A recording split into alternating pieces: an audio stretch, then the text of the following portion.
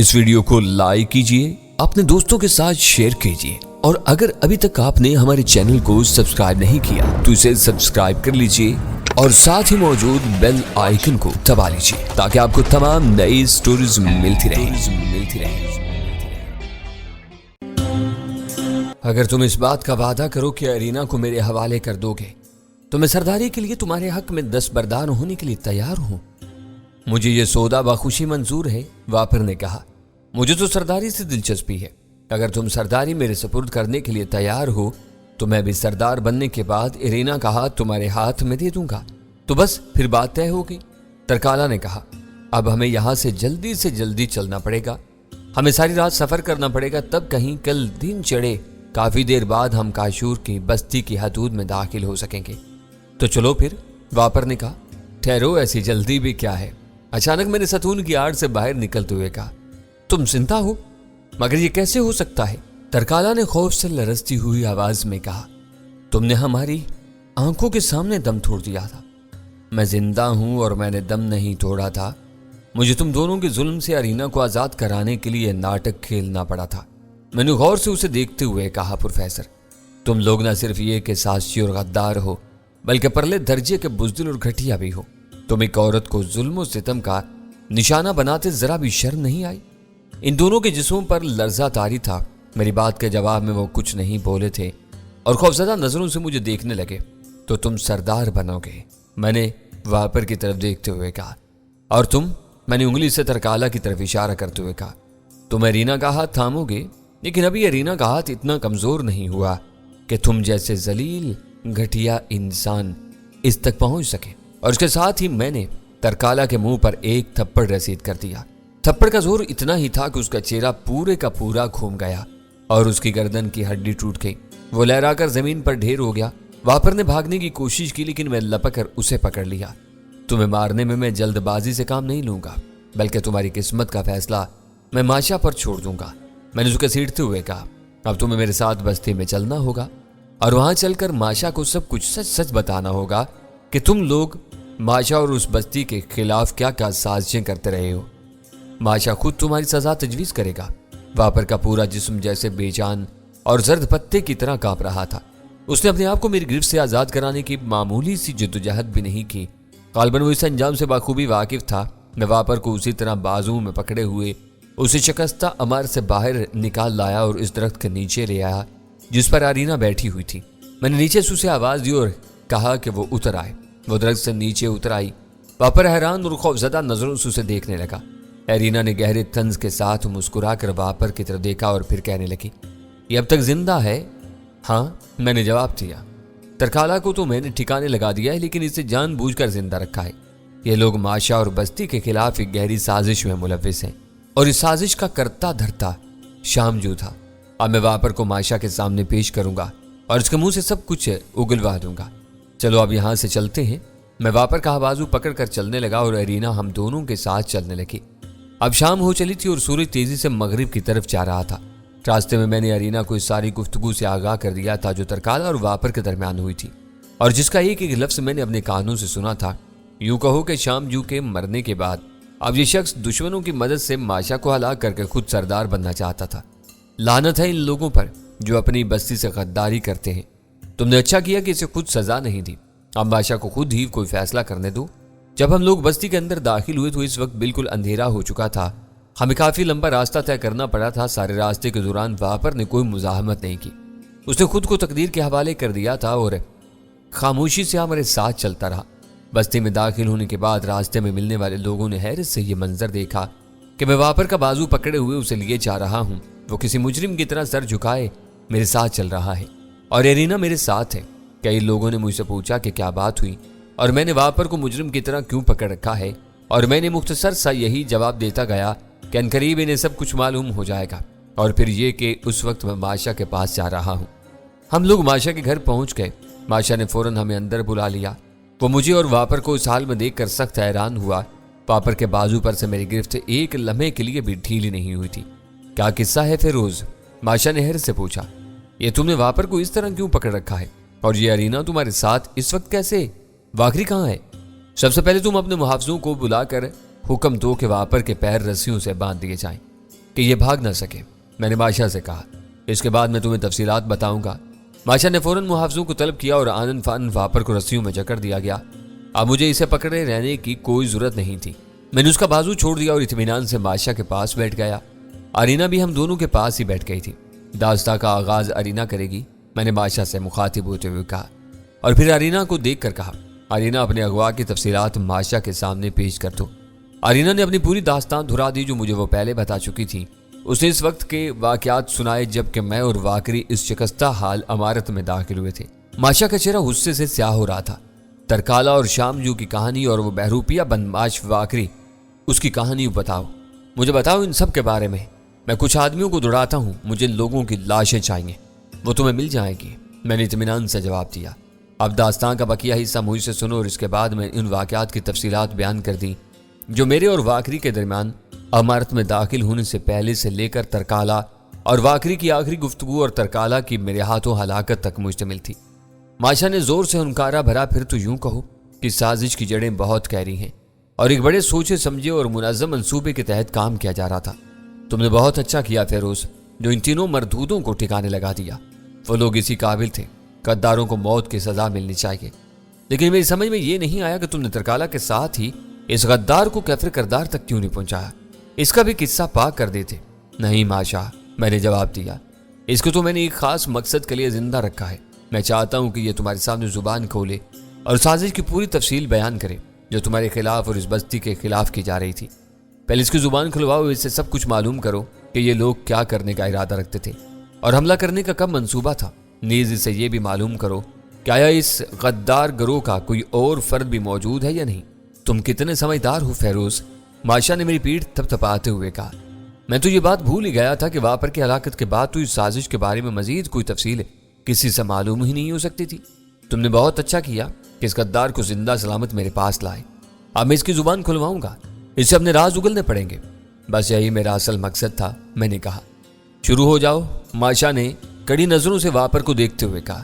تم اس سازش کے بارے میں جو کچھ جانتے ہو اس کا ایک ایک لفظ ہمارے سامنے بیان کرو، جھوٹ بولنے کی یا کوئی بات چھپانے کی کوشش نہ کرنا۔ واپر نے کوئی جواب نہیں دیا، وہ خاموش کھڑا رہا اور خلا میں گھورتا رہا۔ شاید تم یہ سمجھتے ہو کہ موت تو چونکہ تمہارا مقدر ہے ہی اور تمہیں کسی حالت میں بھی زندہ نہیں چھوڑا جائے گا، لیکن یہ مت سمجھنا کہ ہمیں راز اگلوانے کے طریقے نہیں آتے۔ تھوڑی دیر کی پوچھ تاچھ کے بعد اس نے کہا کہ اس بستی میں اس کے علاوہ کوئی باقی نہیں رہا ہے جو سازش میں ملوث ہو۔ کیا تم پورے یقین کے ساتھ یہ بات کہہ رہے ہو کہ اب اس بستی میں تمہارے علاوہ کوئی باقی نہیں رہا ہے؟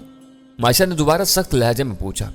میں پوری یقین اور پوری سچائی کے ساتھ یہ بات کہہ رہا ہوں اور دیوتاؤں کی قسم کھا کر کہتا ہوں کہ میں جھوٹ نہیں بول رہا۔ واپر نے کہا، مجھے جلد ہی اس دنیا سے چلے جانا ہے، اس لیے میں جاتے جاتے تمہیں دھوکہ نہیں دینا چاہتا۔ کیا کوئی ایسا شخص موجود ہے جو تم لوگوں کے سارے منصوبوں کی ناکامی کی خبر دوسری بستی تک پہنچا دے؟ میں نے پہلی بار واپر سے ایک سوال پوچھا۔ نہیں، ایسا کوئی شخص موجود نہیں ہے، واپر نے کہا۔ دوسری بستی کے ساتھ میرے ترکالا اور شامجو کے علاوہ بستی کے کسی اور شخص کا اس کے سردار کے ساتھ رابطہ نہیں ہے۔ سردار کو ہمارے منصوبے کی ناکامی کا علم صرف اس صورت ہو سکتا ہے کہ ایک طویل عرصہ گزر جائے اور ہم میں سے کوئی بھی رابطہ قائم نہ کرے اور واقعی بھی دوبارہ واپس نہ پہنچے، یا پھر یہ کہ ہماری بستی کے لوگوں کے علم میں یہ سارے واقعات آ جائیں اور یہاں سے کوئی شخص جا کر سردار کو اس کی اطلاع دے دے۔ سنو بادشاہ، میں نے کہا، میرا مشورہ یہ ہے کہ ابھی بستی کے کسی بھی شخص کو ان واقعات کے بارے میں ایک لفظ بھی نہ بتایا جائے۔ تم فی الحال واپر کو قید خانے میں بھجوا دو اور اس کی اچھی طرح حفاظت کے احکامات جاری کر دو۔ جیسا تم کہو فیروز، ماشا نے کہا، اور سپاہیوں کو بلا کر حکم دے دیا کہ واپر کو قید خانے میں ڈال کر اس کی اچھی طرح حفاظت کریں۔ واپر کے وہاں سے چلے جانے کے بعد میں نے ماشا سے کہا، تم کل صبح اپنے لوگوں کو جمع کر لو جو تمہارے خاص ہیں، میں بھی آ جاؤں گا۔ میرے ذہن میں ایک منصوبہ ہے، وہ میں تمہارے اور تمہارے خاص لوگوں کے سامنے پیش کروں گا۔ اگر تم لوگوں نے اسے پسند اور منظور کر لیا تو جلد ہی یہ سارا قصہ نمٹ پائے گا۔ اچھی بات ہے، ماشا نے کہا، میں کل اپنے 4 معتمدین کو بلا لوں گا، تم بھی آ جانا۔ اس کے بعد میں اور ارینا وہاں سے اپنے گھر واپس آ گئے۔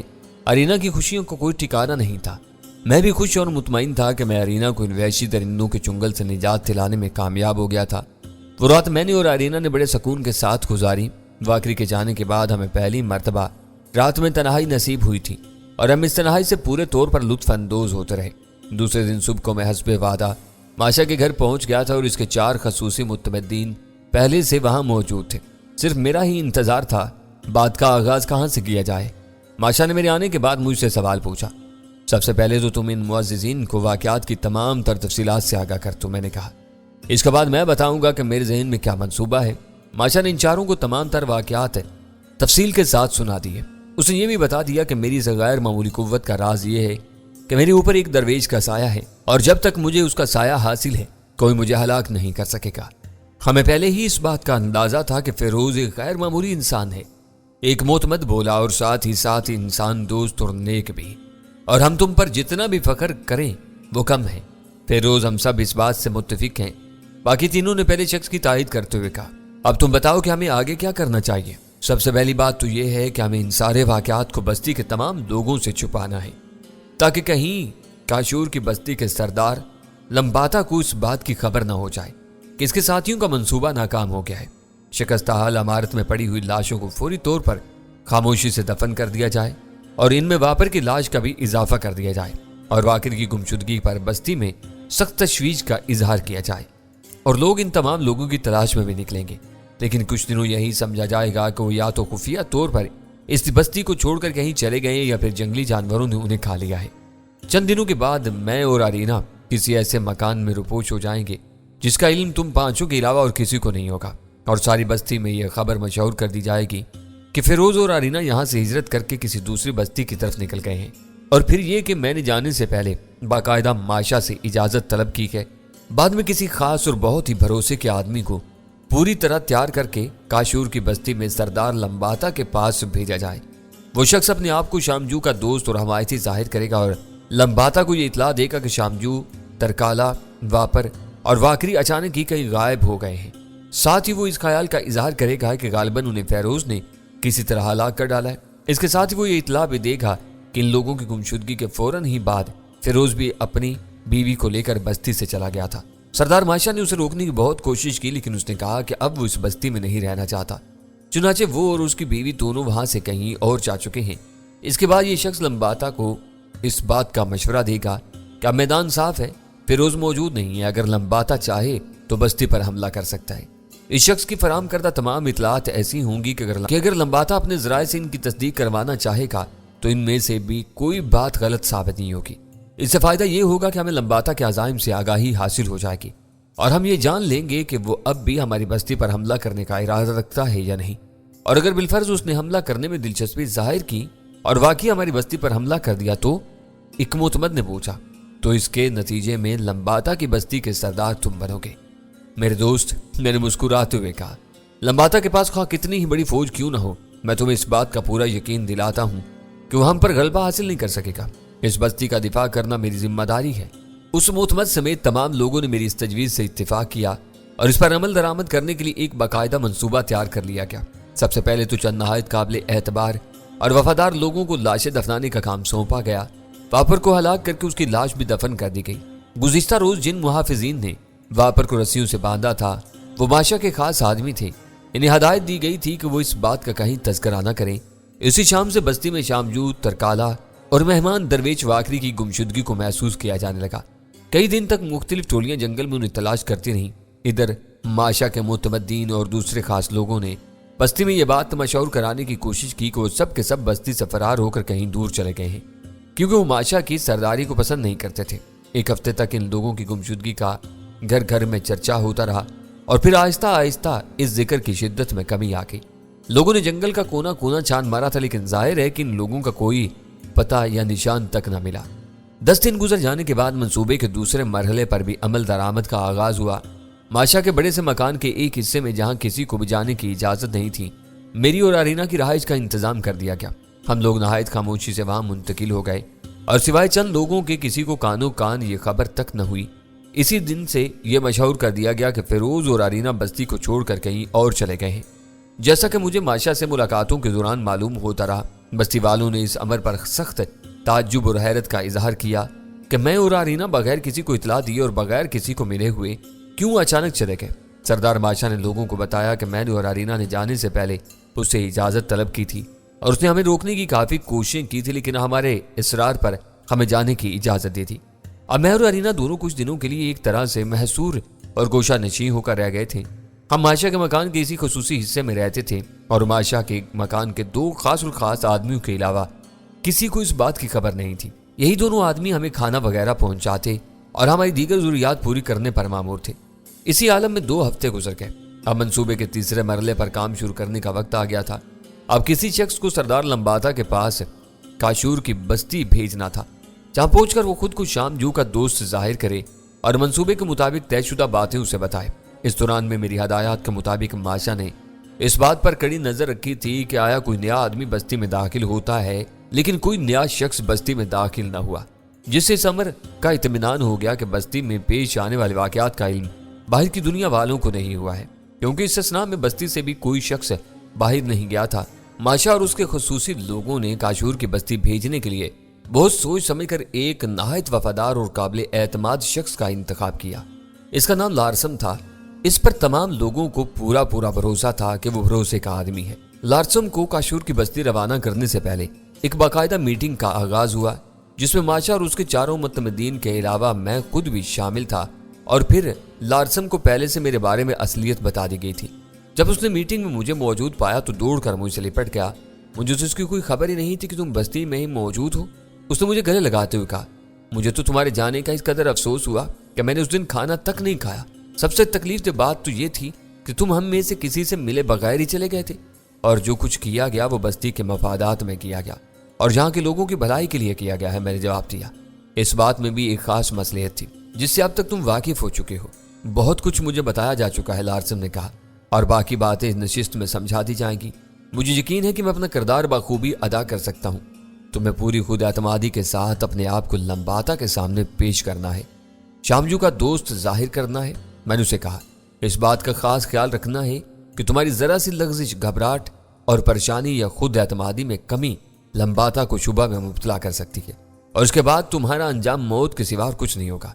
تم ٹھیک کہتے ہو، لارسم نے کہا، مجھے بھرپور خود اعتمادی کا مظاہرہ کرنا ہوگا۔ اس کے بعد ایک طویل گفتگو کے دوران لارسم کو تمام تر باتیں تفصیل کے ساتھ بتا دی گئیں اور اسے اچھی طرح سمجھا دیا گیا کہ اسے کیا کردار ادا کرنا ہوگا۔ اسے بتایا گیا کہ اس کا اصل مقصد یہ بات معلوم کرنا ہی ہوگا کہ لمباتا فیروز کے چلے جانے کے بعد ہماری بستی پر حملہ کرنے کا ارادہ رکھتا ہے کہ نہیں، اور اگر رکھتا ہے تو اسے یہ بھی ہدایت کی گئی کہ وہ ہماری بستی کے لوگوں میں سے کسی کو یہ بات نہ بتائے کہ وہ کاشور کی بستی کی طرف جا رہا ہے، بلکہ کسی دوسری بستی کا نام لیتے۔ یہ ضروری تھا کہ بستی کے لوگوں کو اصل واقعات کا علم نہ ہونے پائے، ورنہ یہ بات کسی نہ کسی طرح سے لمباتا تک پہنچ جائے گی۔ بہرحال لارسم کو تمام باتیں اچھی طرح سمجھا دی گئیں اور 2 دن بعد وہ کاشور کی بستی کی طرف روانہ ہو گیا۔